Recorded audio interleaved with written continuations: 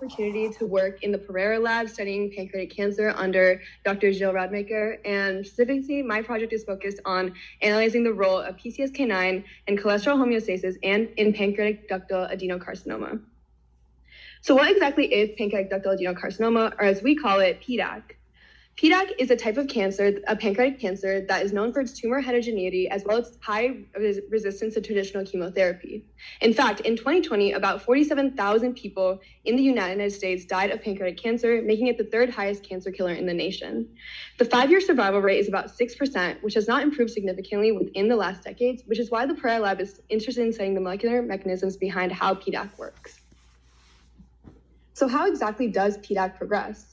A key oncogene in the development of PDAC is a gene known as KRAS, and a mutation in this gene is present in over 90% of PDAC patients. Additionally, additional mutations in tumor suppressor genes such as p53 and CDK9-2A also characterize the progression of this disease. Environmental risk factors such as smoking, diabetes, pancreatitis, and even obesity can lead to higher PDAC progression in people. So physiologically, PDAC arises in a slow multi-stage progression, which is why a lot of patients are only diagnosed later on when the cancer has metastasized to different locations. It starts out with these small benign lesions known as pannins, which progress along with desmoplasia, hypoxia, and even solid and fluid pressure to create a highly intense and harsh tumor microenvironment that leads to malignant PDAC formation. The PDAC tumor microenvironment is known for excess extracellular matrix proteins such as collagen and fibronectin, which create a very, very dense stromal environment. Additionally, low vasculature to these areas leads to a lack of nutrients as well as a lack of oxygen to the tumor itself, leading to a very harsh environment for cells to survive. So how exactly are PDAC cells able to not only survive, but proliferate in such a harsh environment? They undergo a phenomenon known as metabolic reprogramming, and this essentially allows them to survive and proliferate in this microenvironment. They upregulate non-canonical nutrient scavenging pathways such as autophagy and macropinocytosis, and they also increase their glucose and glutamine uptakes in order to fuel their energetic needs in an area where a normal cell wouldn't necessarily be able to survive. Past literature in PDAC has identified 2 major cell types that exist within the primary tumor, as well as metastatic locations. This is especially interesting because unlike other cancer types, 90% of PDAC patients have very similar KRAS mutations. So it's interesting that two very distinct cell types, basal and classical, are able to form. According to this heat map, there's very distinct and differential expression of genes in basal type cells versus classical type cells. And what's even more interesting is that there's a difference in survival rate in patients that have basal-like PDAC cells versus classical PDAC cells, with basal-like PDAC cells having a lower survival rate. And so we wanted to learn a little bit more about the differences in the basal and classical cell types, and specifically how their cholesterol homeostasis pathways are able to be affected. And this brings us to PCSK9. Past work in the lab has isolated PCSK9 as a differentially expressed gene in classical versus basal cell types. In this Western blot, we can see that in classical cell types, PCSK9 is way more highly expressed, while in basal cell lines, we see that it's barely expressed at all.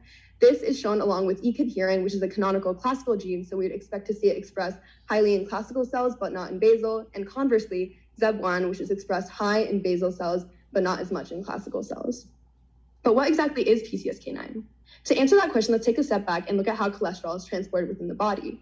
Cholesterol is mostly transported in the body in a macromolecule known as LDL, or low-density lipoprotein. This protein is uptaken by cells through a receptor known as the LDL receptor, or LDLR. PCSK is an inhibitor of LDLR, which prevents its recycling to the cell surface. So in cells that produce PCSK9, LDLR is not able to be on the surface of the cell, and thus LDL uptake is downregulated. What previous work has shown that basal cells, which produce low levels of PCSK9, rely on cholesterol import through LDL uptake, while classical cells, which produce high levels of PCSK9, rely more on cholesterol biosynthesis to get their cholesterol rather than LDL uptake. And so this brings me to the driving questions of my project this summer, where I was essentially focused on whether or not loss of PCSK9 in classical PDAC cells could revert it to a more basal-like phenotype, and consequently can increase in the LDL uptake in classical PDAC cells, lower the de novo cholesterol biosynthesis pathways. My experiments, I used a classical human PDAC cell line known as HPAC, and I employed CRISPR to knock out the PCSK9 gene within these cells. Then I went ahead and I did lentiviral transductions of either a control vector or the PCSK9 gene as a rescue experiment to be able to validate that the phenotypic changes we were seeing were in fact due to the PCSK9 knockout and no other off-target effects. Then once I had my cells, I went ahead and did Western blot validation as well as immunofluorescence imaging in order to be able to look at the phenotypic differences when PCSK9 was knocked out.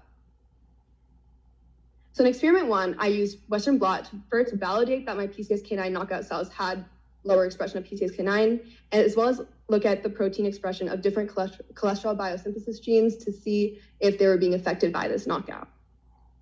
So just as a reminder, if we are having higher expressions of PCSK9, we would expect to see lower levels of LDLR because PCSK9 is a direct inhibitor of LDLR.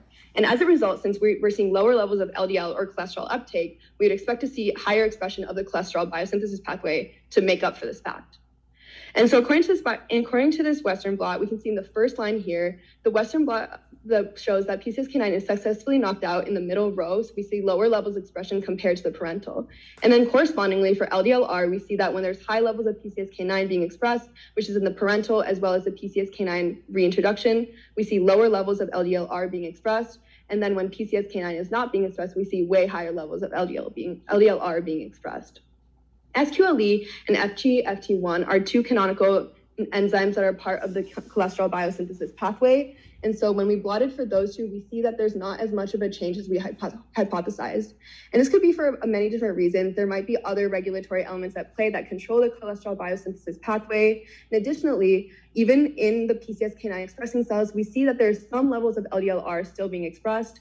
So it's possible that LDL is still being uptaken into the cells, so we don't see as big of a phenotypic change in the cholesterol biosynthesis pathways. In my second experiment, I used immunofluorescence imaging as a way to stain for cholesterol within the cell. I wanted to do this to compare the levels of cholesterol within the cell of the parental and the knockout cells, as well as examine localization. So why exactly do we care about cholesterol localization within the cells? What's interesting about the LDL uptake pathway is that when LDL is taken into the cell, it's first trafficked to the lysosome, where it's broken down into free cholesterol. This free cholesterol is then trafficked into the plasma membrane, which acts as a sort of waiting room before finally making its way to the ER. And this is an important step because it prevents the negative inhibition of cholesterol on the biosynthesis pathway, and it also helps cells cope with large influxes of cholesterol entering the cell all at once, because the plasma membrane is large and it's able to store lots of cholesterol. And so when we looked at the IF imaging for the parental cells versus our knockout cells, we see much higher expression or much higher staining of cholesterol on the cell membrane for the EGFP, which is the knockout cells, versus the parental or the reintroduction. This tells us that essentially we're seeing more LDL uptake because this LDL is being degraded into free cholesterol and then shuttled into the plasma membrane. And so just an overall mechanism of what I've been talking about today. In wild-type classical PDAC cells, we see that they express high levels of PCSK9, and as a result, we see lowered LDL uptake and higher amounts of cholesterol biosynthesis. When we knock out PCSK9, we see that there's increased LDL uptake through shuttling to the plasma membrane, and as a result, lowered cholesterol biosynthesis.